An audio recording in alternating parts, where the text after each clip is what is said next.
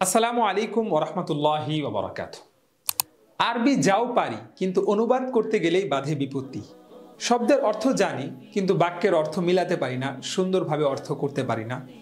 আজকের এই ভিডিওতে আমি আরবি থেকে বাংলা অনুবাদ করার এমন কিছু টিপস শেয়ার করব, যা থেকে সকল শ্রেণীর শিক্ষার্থীরা উপকৃত হতে পারবে ইনশাআল্লাহ।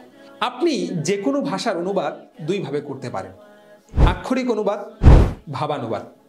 আক্ষরিক অনুবাদ হচ্ছে প্রতিটা শব্দ ধরে ধরে অর্থাৎ ওয়ার্ড বাই ওয়ার্ড অনুবাদ করা। যেমন ধরেন, আরবিতে যদি আমরা বলি ইয়া জাইদু কাইফা হালুকা, এবং আল কালামু আলা তাবিলা, হে জায়েদ তুমি কেমন আছো, কলমটি টেবিলের উপর। দেখেন এখানে প্রতিটি শব্দের বাংলা চলে এসেছে।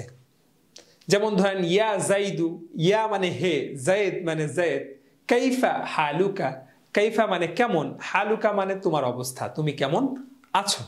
অনুরূপভাবে আল কালামু আলা তাবিলা, কলমটি টেবিলের উপর। আল কালাম মানে কলম, আলা মানে উপরে, আর তাবিলা মানে টেবিল। তো এটি হচ্ছে আক্ষরিক অনুবাদ। আর আক্ষরিক অনুবাদ সাধারণত ক্লাস, শ্রেণীকক্ষ, অফিস আদালতে করা হয়ে থাকে। আর ভাবানুবাদ হচ্ছে ইবারতের বিষয়বস্তুগুলো আপনি পড়ে বুঝে আপনি শাব্দিক অনুবাদ না করে আপনার নিজের ভাষার গঠনরীতি অনুযায়ী যে অনুবাদ করছেন, সেটি হচ্ছে ভাবানুবাদ। যেমন উপরের দুইটা উদাহরণই আমরা আবার এখানে নিয়ে আসি, যে ইয়া জাইদু কাইফা হালুকা, আল কালামু আলা তাবিলা। দেখুন আরবিতে এখানে ইয়া থাকলেও কিন্তু বাংলায় আমরা কিভাবে বলবো বাক্যটি, জায়েদ কেমন আছো, জায়েদ কেমন আছো। এবং অনুরূপভাবে আল কালামু আলা তাবিলা এর অনুবাদ কিন্তু আমরা বাংলায় করে থাকি কলমটি টেবিলে। যদিও এখানে আলা আছে উপরে, কিন্তু আমরা বাংলায় বলার সময় কিন্তু এভাবে বলি না। এটি হচ্ছে ভাবানুবাদ। এভাবে আরবি থেকে বাংলা কিংবা বাংলা থেকে আরবি করার সময় প্রতিটি ভাষা তার নিজস্ব গঠনরীতি অনুযায়ী হবে। প্রতিটি আরবি শব্দের বাংলা করা যাবে না, আবার প্রতিটি বাংলার আরবি করা যাবে না। অনুবাদের সিস্টেম তো জানলাম, এখন আসি আসল কথায়।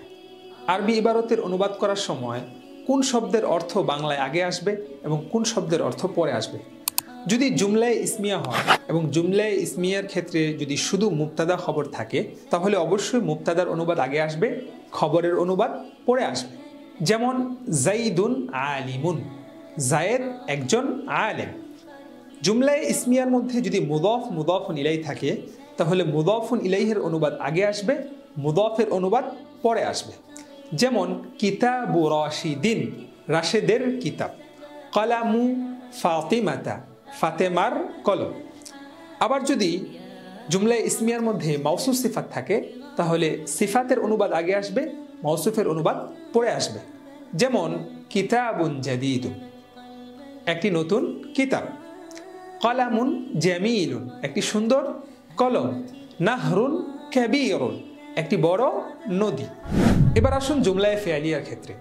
জুমলায়ে ফেয়ালিয়ার ক্ষেত্রে একটা কথা মনে রাখবেন, ফেল সাধারণত আগে আসলেও বাংলায় অনুবাদ করার সময় ফাইল তথা সাবজেক্টের অনুবাদ আমরা আগে করব।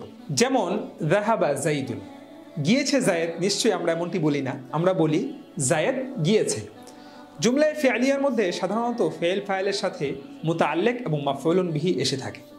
যেমন একটি বাক্য যদি আমরা বলি আকালা জাইদুন খুবজান ফিল মাদ্রাসা, এই বাক্যটি যদি আমরা বাংলায় বলি, তাহলে আমরা কিভাবে বলতাম যে জায়েদ রুটি খেয়েছে মাদ্রাসায়। নিশ্চয়ই এভাবে আমরা বলতাম না, বরং আমরা বলতাম জায়েদ মাদ্রাসায় রুটি খেয়েছে। তো মূল কথা হচ্ছে, যে কোনো ইবারত অনুবাদ করার সময় বাক্যের প্রেক্ষাপট ও বাক্যের সম্পূর্ণ অর্থ বুঝে নিজ ভাষার গঠনরীতি অনুযায়ী অনুবাদ করার চেষ্টা করুন।